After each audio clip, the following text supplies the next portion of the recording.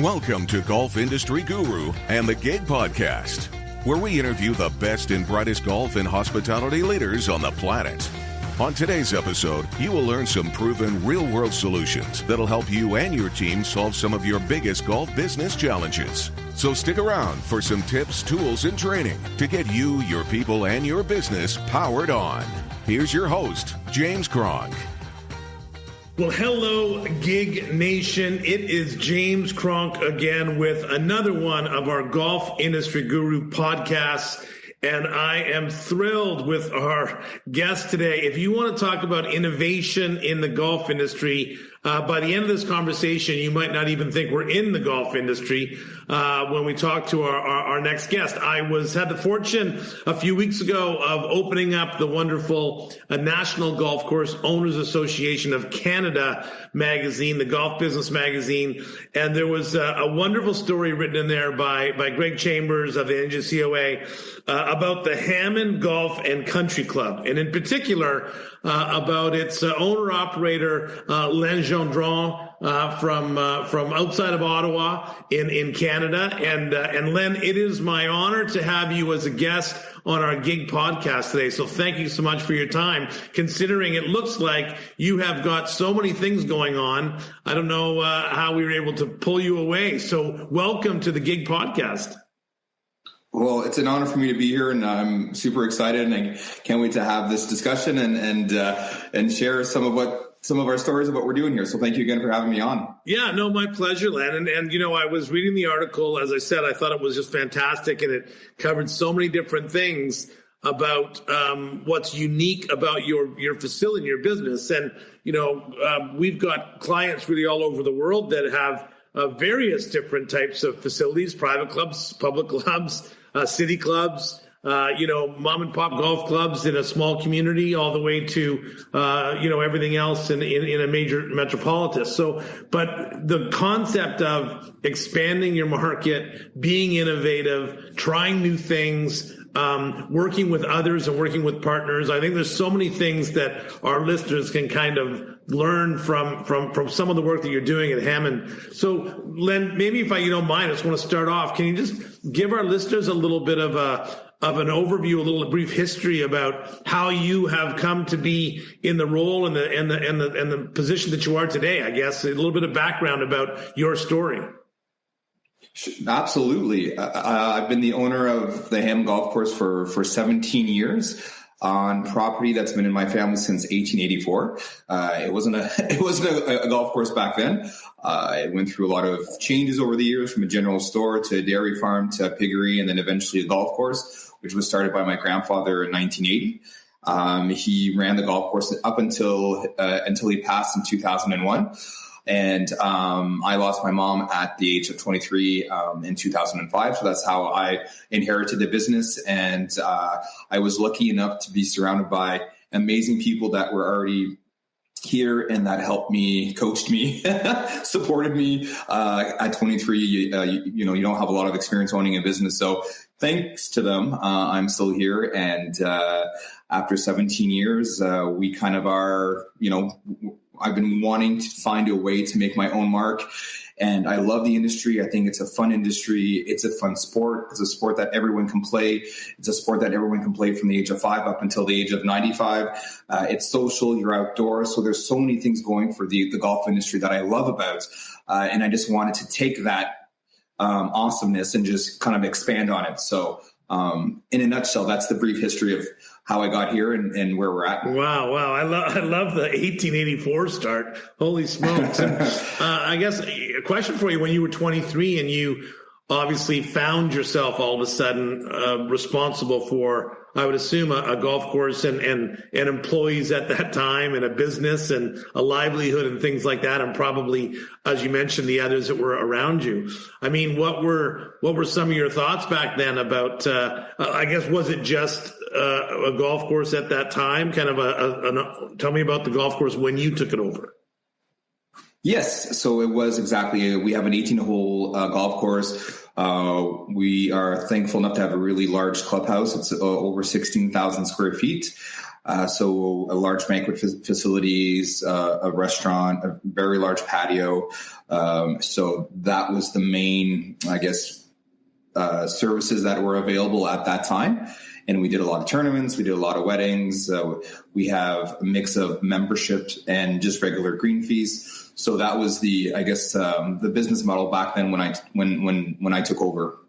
Now, we're going to talk later on about some of these things in more detail, but 17 years later, maybe just give our listeners a little brief overview about what your facility now has.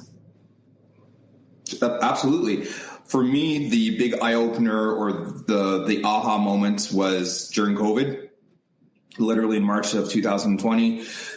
I just kind of looked outside. It was still winter, obviously, here in Eastern Ontario, and, the world had just kind of paused. And I said, well, I could pause as well, or perfect opportunity to kind of look at the business model and take the time to put some effort into it and sit down with some people and just start sharing some ideas and kind of see what could happen from there. And that's kind of where it all started. And so today, when I was reading the article, you talk about you've got a brewery, you've got an environmental agriculture kind of effort around your facility. You've got Jupes, which I can't wait to hear about, which is some kind of accommodation glamping style around the property. You're talking about a TV show. You've got all kinds of other things going on. So I want to get back then in that case too, I guess. You talk in the article as well about partnership and about kind of the people that have been around you and have supported you. I guess to start, when you were 23 or when you kind of get started, are there some mentors that, that have guided you over the years, or that there's some lessons you've learned from talking to others? Obviously, in Canada, we're very fortunate with the NGCOA, and it's a wonderful community of collaborative owners and operators and managers that you could pick up the phone normally and call any one of them, and they would give you some advice and support. But for you, are there some individuals that have really kind of helped, do you think, shape your career and your embracing of entrepreneurship? Oh, the list is long. I've been really lucky in life to be well surrounded when it comes to my professional side, my friends and family side. I'm almost afraid to start naming names because I feel like I'm going to forget some people. However, I just overall, from every facet of my life, I've been able to find people to guide me, sit down. Because I was so young, listening is something that comes very easily to me because I knew I didn't know a lot. So I would spend a lot of time just asking questions and just listening to what people had to say and kind of try to make my own way from, those comments or said advice. And that's exactly what happened with everything that's going on. Right before the pandemic, that's when we decided to open the brewery. We opened in October 2019, literally within 6 months of the pandemic.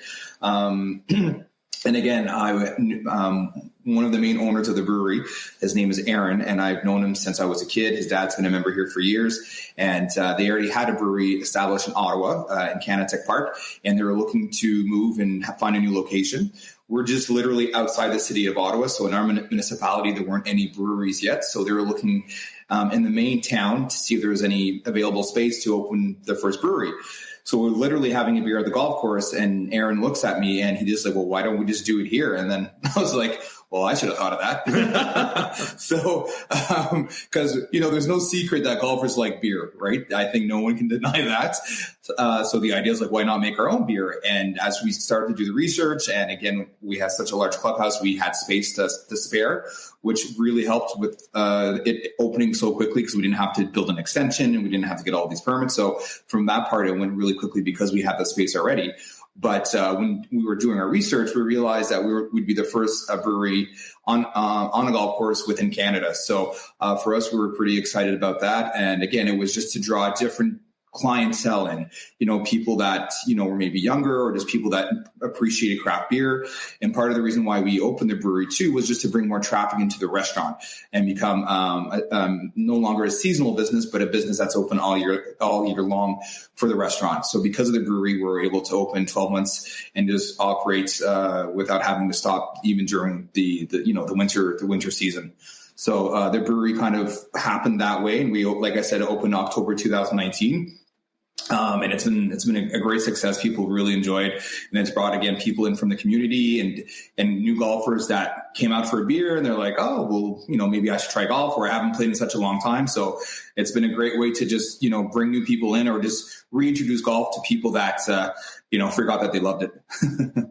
That's awesome. And so from a business standpoint, I guess for a club that was considering doing something like that, if you were going to give them a word of advice to ensure more success, one of the clients that I actually work with right now is in New Brunswick is got a brewery that's kind of located on site, so to speak, and it's in the very beginning stages. Unlike your experience, that's a few years now, you've got some proven examples. But what advice would you give a golf club that might be considering partnering with a brewery, or having someone come on site, or embracing that kind of alternative business model, I guess? Any advice you'd give them?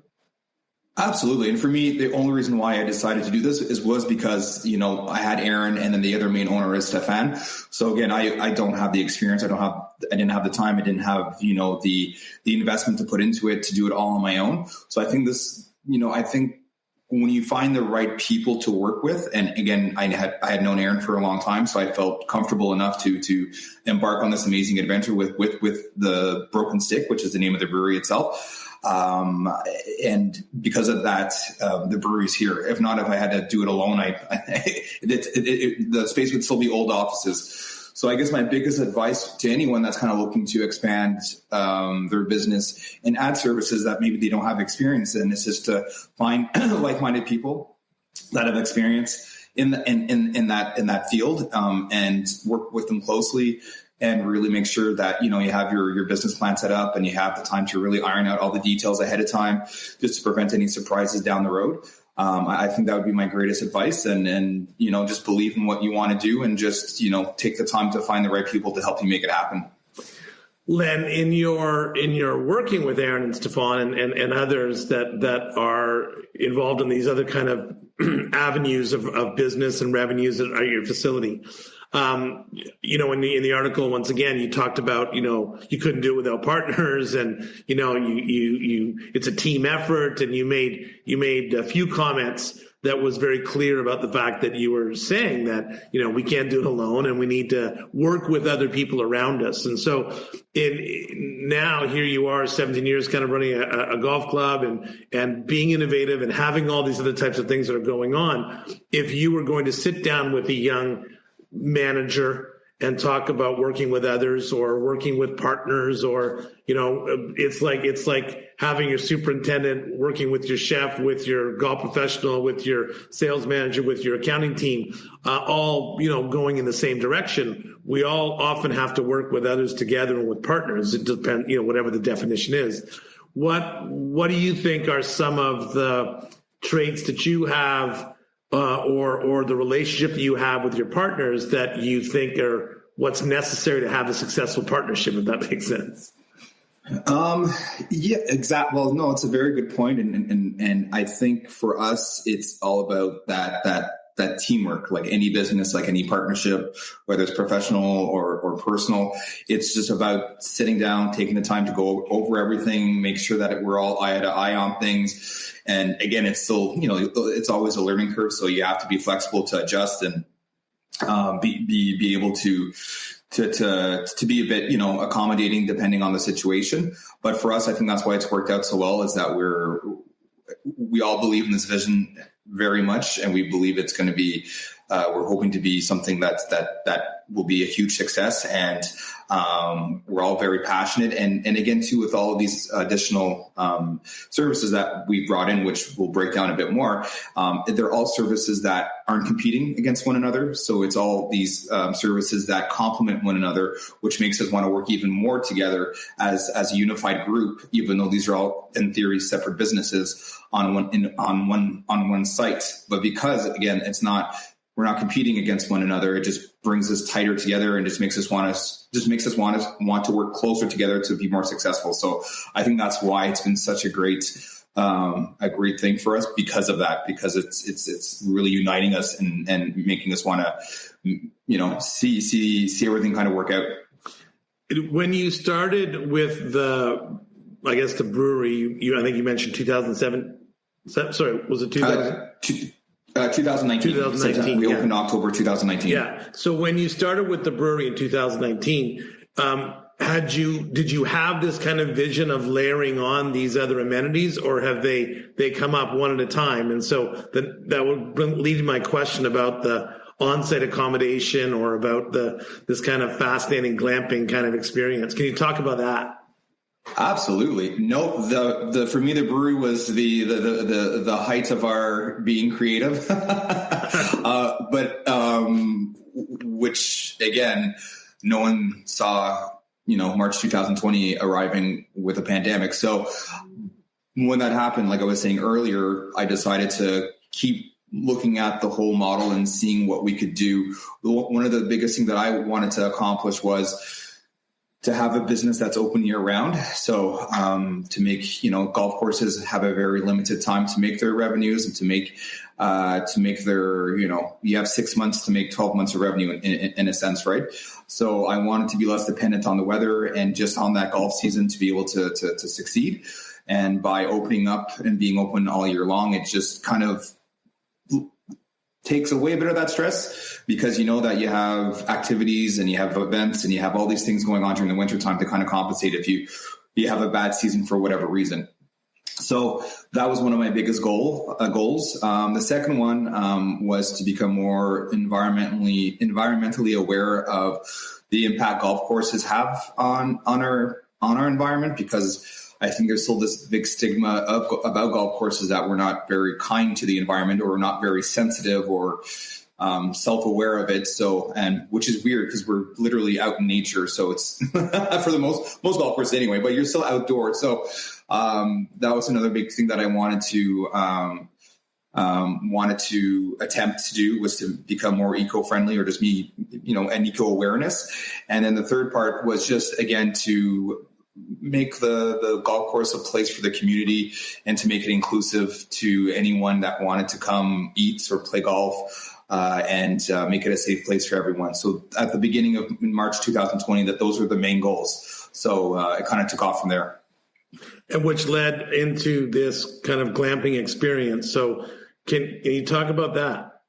Yeah, so the environmental side of things started with the golf course, and that's where the idea for the TV show came, was to kind of document how to kind of convert your golf course into, moving away from harmful products like pesticides, herbicides, fungicide, and go more of an organic way. So we kind of started with doing soil sampling all over the golf course. Again, finding people that were specialists in their field. I found this great company out of Quebec that specialized in soil regeneration. So that the idea was to regenerate our soil on the golf course, because unfortunately, when the soil results came back, her name's Vivian. The best way she could explain it to me was that our soil was basically on life support. So after 40 years of the course being dependent on these products that definitely do help conditions, it only gives nutrients to the turf itself and does nothing for the soil. So after 40 years, the root system kind of took all of the nutrients that was in the soil, and there was basically nothing left. So the idea was to create our own compost program to make organic fertilizer to regenerate our soil, to then make us more eco-friendly, move away from harmful products, and at the same time still giving a great conditions for the golfers. So it started off that way. And again, as I was mentioning, we have this beautiful, huge clubhouse that sits on 200 acres of land. And there were 62 acres that still wasn't developed yet, and it was all mature woodland. And again, Aaron and another business partner approached me about taking this eco-themed approach and open up what is now called Hammond Hill. So it's all tiny off-the-grid cabins, yurts, Jupes, as you mentioned, which is a new company out of the United States that created these glamping tents that are, solar paneled. This wonderful queen-size bed. They're quite nice. So we got those this summer. So the idea of the accommodations came from wanting to do this whole eco movement on the golf course. And even with the brewery, we have a series of beers called Farm and Forage, which we use botanicals off of our golf course itself to make our beers. So we do a spruce dip in the spring. So all of the new buds that come off the spruce trees, we cut them and make a beer with that. In the fall, we make a sumac beer, which is fantastic. So it's out right now. And we've created these wonderful gardens for the restaurant and for the brewery. So yeah, that's kind of how this whole...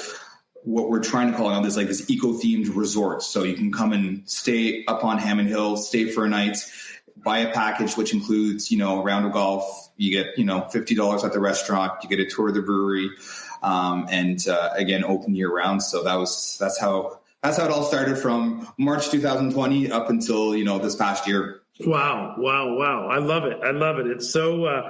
It's so creative and innovative and ambitious, I would say, considering many of us didn't know what was going to happen in the world in March 2020, and it was a challenging time. And here we are, only 2.5 years later, and you've got a whole bunch of things going on. Let's talk about the TV show before I go. I got go backwards to ask you a couple questions, a couple things. But you mentioned TV show. Tell us about what is that up and running? Is that soon to come? What was the purpose? What was the goal for that? Besides exposure and everything else. Yeah, well, again, I wanted to document everything that we're doing. Because again, we all thought it was kind of special and. What better way to record and remember all of this through just, filming.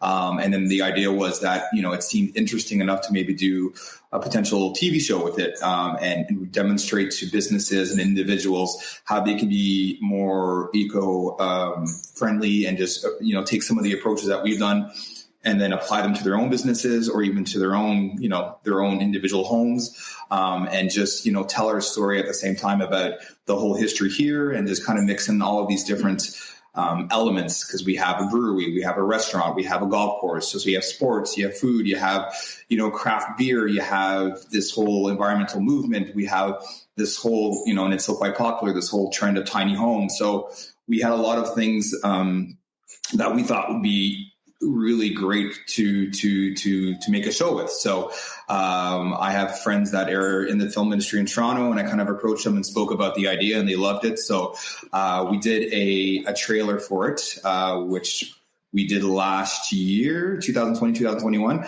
and we started filming the first season this year to then be able to do a pitch to the networks and see if anyone picks us up. So the show is called Growing the Green.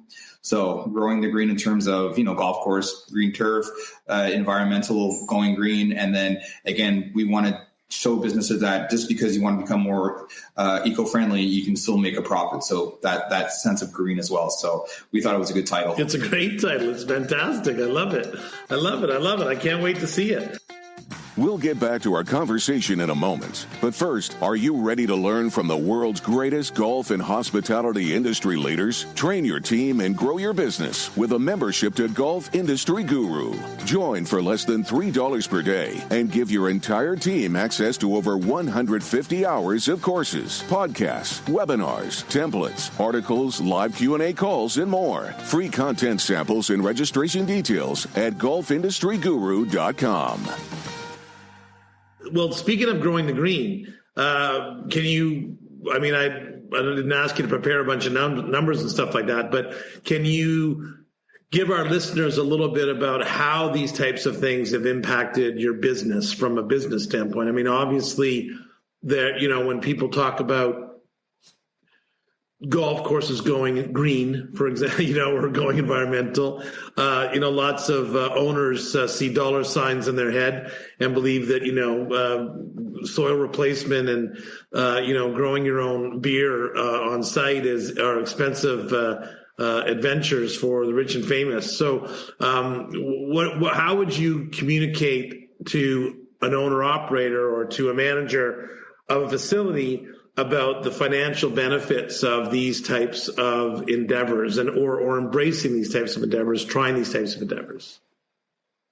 Well, it's still new to us, so we're still learning as we go as well. But in terms of adding those extra services, and for me, the reason why, again, I'm like I said earlier, the reason why all of this is happening is because I partnered with other people that had the resources, had the finances, had investors. So those are the reasons why everything is here at this present time. And because of that, as a golf course operator and owner, it didn't necessarily have to be all of my time and my investment. So it really, and that's why everything happened so quickly within, a year or two. Everyone kind of came together, and because of that, it kind of just all worked out, and everything was shared in terms of time and effort and cost and everything like that. So that's how it worked here for this scenario or this case specifically. And then from the rest, the benefits from it, it's just, again, we don't really see a brewery on a golf course. We don't have a golf course that's open all year round. I know those things are becoming more and more common, but it's just these new ideas that have really been turning people's heads. So no, that's good. So a couple of questions. So I guess, probably I would assume Hammond Golf and Country Club experienced some growth because of COVID, like every other golf course has around the world. But do you believe that you've seen further growth in your rounds and your activity and your visits, obviously because of these other amenities or these other reasons? You mentioned that earlier on about more people coming because they want to come to the brewery, and then, hey, while they're here, maybe they'll go hit some balls. So you've obviously seen some uptick, have you, from that type of exposure? Yes, just with Hammond Hill, we had a doctor's retreat last summer. So we did yoga up on the hill. I think they had 4 yoga classes throughout the first day. They stayed overnight. I believe they played a round of golf. They had lunch. They had breakfast, lunch, and dinner with us. We've had weddings now we have an outdoor chapel up on Hammond Hill, so people can actually get married on the hill. They come down afterwards, and then they have their banquet, the reception and the meal at the golf course. The day of, a lot of some of the invites will come in and play golf. And then, go back up to the hill at their at the yurt or their Jupe and kind of get ready before the wedding. So that's what we're kind of focusing on, and getting more corporate events and just get more family. We had a family reunion not too long ago too. So they rented up most of the spaces up on the hill, booked some rounds of golf, and then booked the restaurant. So our idea of kind of becoming this resort where you can offer, a one-stop shop, you don't have to go elsewhere to do it. We're starting to see that now. So again, we opened up during COVID, so we've had a lot of lockdowns and a lot of this and a lot of that. So we're anxious to have a normal summer or a full normal year where we can really embrace it. But we're seeing more people coming and more events and people taking advantage of all the different services and which benefits every business, right? So it's definitely working from our point of view. From a golfer standpoint, do you have memberships or annual pass holder kind of scenario as well as daily fee? Yep. We have roughly 250 members. Yeah. We've always had members here at the course. So it's a mix of membership, green fees, and tournaments. That's kind of our formula for the type of golfers that we have on our course. And so, you know how much golfers love change, sarcasm intended. And you know how clubs can sometimes struggle with, that's the way we've always done it. More people means I don't get my tee time on Saturday morning. So I would assume that your challenges of being innovative are no different than many other golf courses when they try to innovate. How has been the experience? How has it been embraced by your members, your regulars, your golfers?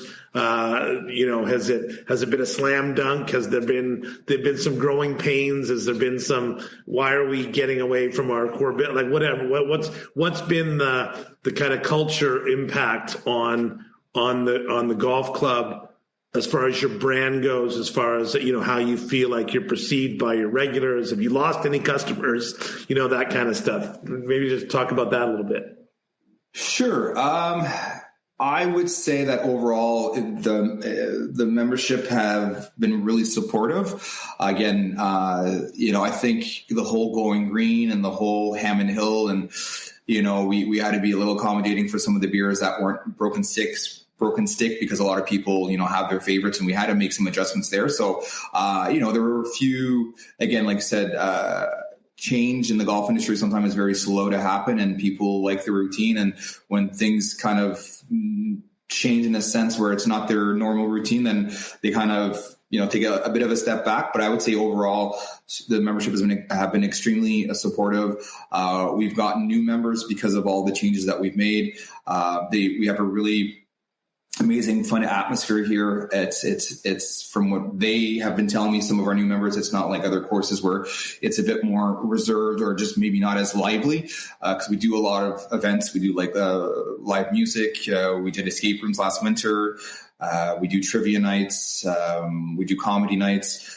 We started doing drag bingo last November, and not a lot of pride events, but for a golf course, probably a lot of pride events, just to, again, demonstrate that we're inclusive and that, again, creating that safe space. So there was a lot of news. So some of them, I think, just had to adjust and kind of, witness whether or not this was going to work or not. And overall, I think they're super excited and proud and, supporting us at 100%. So, but yes, there has been a bit of questions, and I don't believe we've lost anyone, thankfully, but there was a bit of a period of adjustment for those who had their routine straight for the last 10, 20 years since they've been here. But overall, they're quite supportive, so I'm happy about that. I love in the article, Len, you talk about inclusivity, you talk about your support of the LGBTQ kind of community and embracing that and representative of that in your facility. And this is the topic of diversity and inclusiveness and about being welcoming. I mean, this is what the golf industry has been challenged with, whether we talk about men and women, and now we're talking about the whole gambit of being inclusive in your facility. Are there some things, for example, for a club or that wants to be more inclusive, that wants to get their team more inclusive, that wants to present themselves to the community to be more inclusive, whatever that looks like for them, whatever that means for them?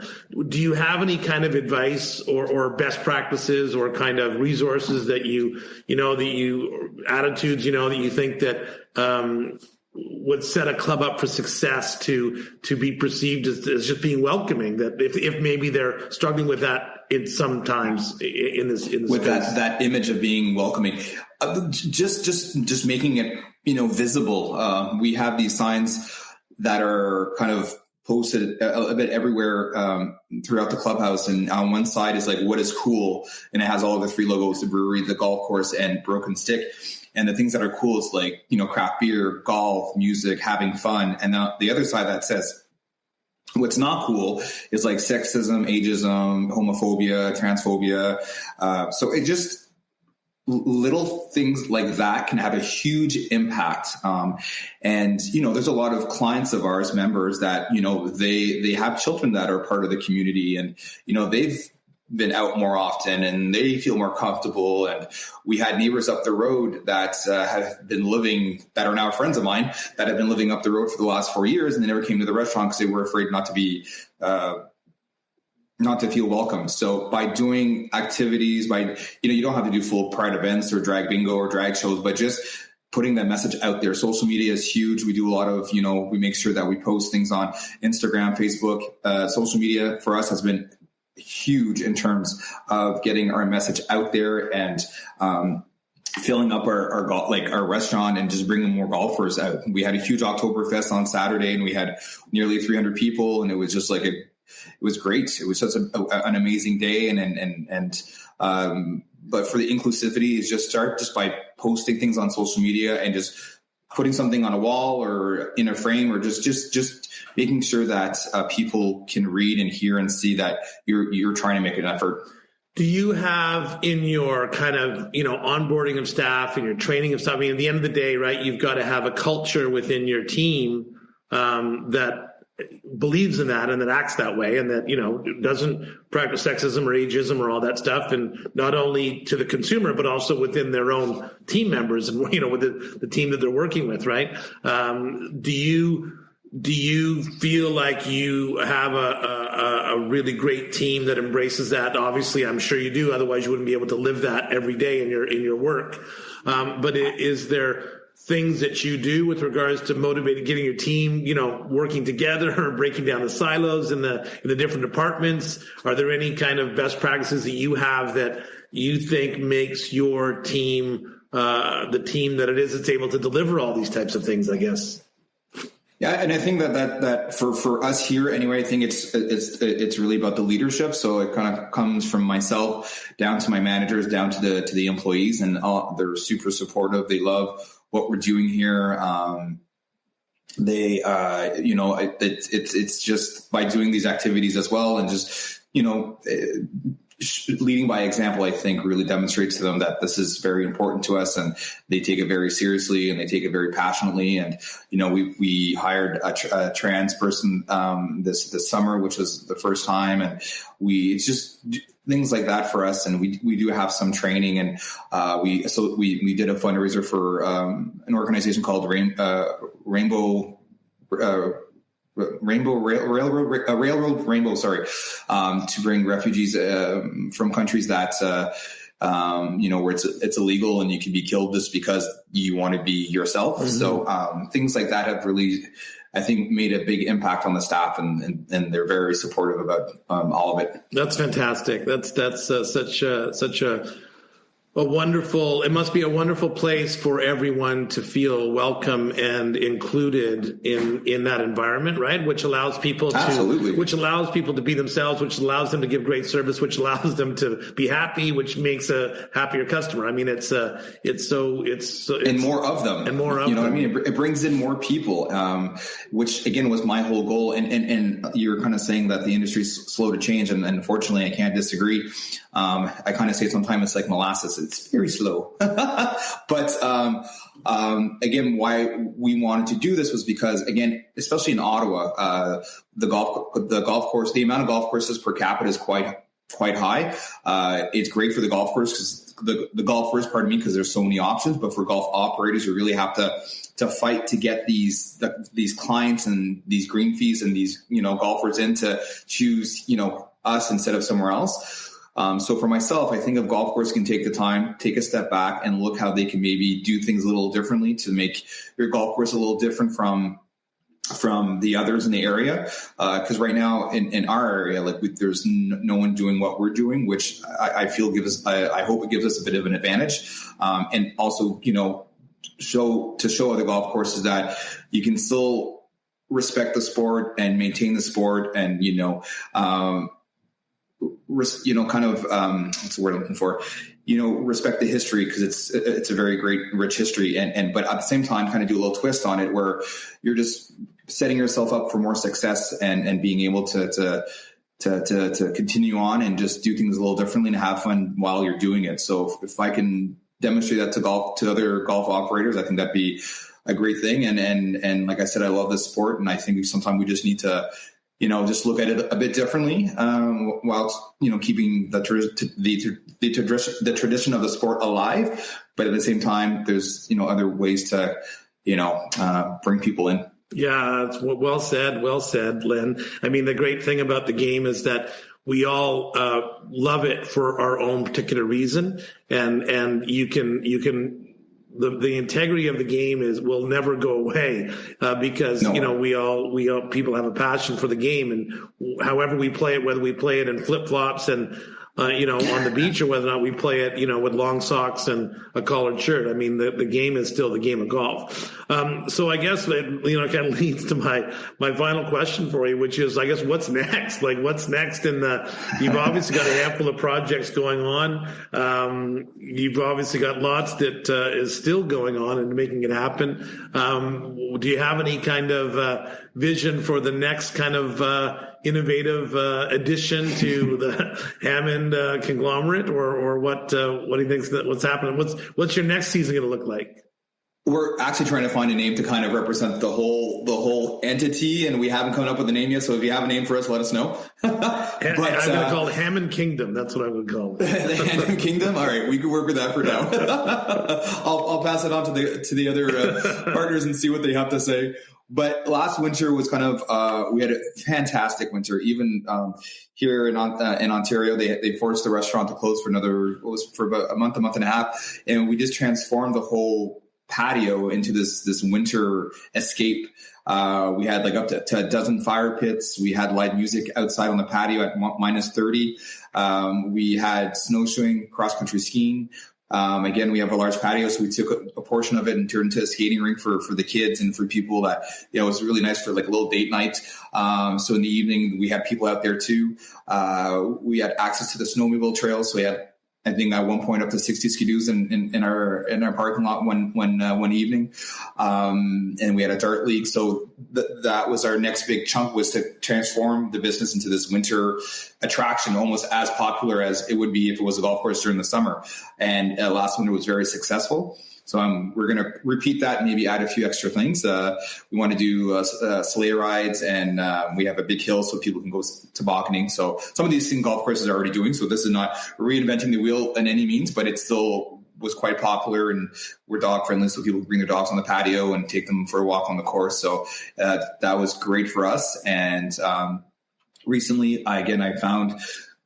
I partnered with somebody and they opened up a gym inside the golf course. So he's developing training programs for our golf course, for our golfers, So to practice, to work on their flexibility and their core, just to add more yardage and just, make them a better golfer. So that's been working out quite nicely. And if all goes well, next summer, I partnered with somebody else, and we're opening up, they will be opening up a spa on site. So, again, this whole eco resort, people, again, if they want to get married, they can spend the day at the spa, they can get all ready. Like there's corporate events, you can have all of these great, activities just on site already that people don't have to leave. You don't have to rent a bus. You don't have to go somewhere. Like you can have this whole experience without having to leave. So, that's what we're kind of thinking of doing next. So, we'll see how that plays out. I love it. That's fantastic. Congratulations on what I would, in my world, would consider to be a rapid growth of additions. And I love, we talk so much about partnership, Len. We talked about innovation. We talked about inclusivity. Talk about kind of, providing the year-round entertainment experience and how that can benefit your summer experience. And all those types of things. How can someone, if that wants to learn more about all the things you're doing, how can they best kind of learn more on, what's the website they would go to, and do they have any questions maybe for you? What can our listeners learn more? Absolutely. You made a comment that made me think of something that I wanted to mention. I kind of forgot. Please. One thing I would mention to operators or managers is that the fact that we now are open 12 months out of the year, we've been able to attract and retain really, really qualified staff, especially for the kitchen. I think a lot of golf course operators, restaurant managers have a hard time finding really qualified staff because it's seasonal. And because we've been able to stay open 12 months out of the year, it's turned a lot of heads just even from hiring point of view, that we're doing something so different from other golf courses. The chef that we hired back in 2021 would have never, he said, I would have never applied to this type of course, or, it doesn't appeal to me. But again, this whole eco movement, this whole going organic, growing our produce, it enabled us to hire staff I've never been able to hire here because we're a bit out in the country. So each golf course I know is a little different. And, but I found that because we're year long and we have this vision that's different from other courses, we've been able to attract a lot of great staff and staff that are staying. So, if I could just make that comment. No, it's really an awesome comment. I do a lot of sessions on people and HR, and it's been very clear for a few years now that today's younger generation, they want to know what your why is. They want to know what your purpose is. They want to work for a company that they believe in, and that they believe in what they're doing. So, I have want to be a part of something. Yeah, exactly. I have no doubt that you must be getting the cream of the crop in your market and being the employer of choice. I love it. So to learn more, they can go to your website. Yes. Hammondgolf.com. Again, we're very active on Facebook under Ham and Golf, and the same for Instagram. Our whole goal, again, is to help other golf courses. So we're definitely, or I'm definitely excited to sit with anyone that would like to kind of talk a bit more in detail, or just give some more information or things that I haven't thought about today, and just break it down a bit more, because knowledge is power, and I think we need to work. I think golf courses need to work closer together. I find it very competitive and very, we're very on our own, and I think the community, the golf community, needs to be more of a community in terms of helping one another out. And I think the NGCOA provides that through, the conferences and the meetings. So I know it is being done, but I think we could do a bit more to be more, more of a unit to work together to help the industry grow, and not necessarily our own, establishment. So I think the NGCOA is doing a great job, and I think we can just continue to work on that. And, I just hope for sunny days ahead for the golf industry, because I think it's a great one. I couldn't agree more. Thank you, Len. Len, that was fantastic. I love that conversation. Ladies and gentlemen, no matter what part of the world you're from, there are definitely things that you could have taken from that conversation that can help your business, help your club, help your people, help your brand, help your bottom line, most importantly. So, Len, thank you so much for joining our Gig podcast. I look forward to seeing you in person soon, hopefully maybe in a month. And to everybody else, all the best. This is James Cronk with the Gig podcast. Look forward to chatting with you soon. And otherwise, we will see you on the inside. Thanks for listening to the Gig Podcast. We hope you enjoyed this episode, and mostly that you learned a few things that will help you improve your business. Join us next time as we continue to bring you the best and brightest golf and hospitality leaders on the planet. Thanks for listening.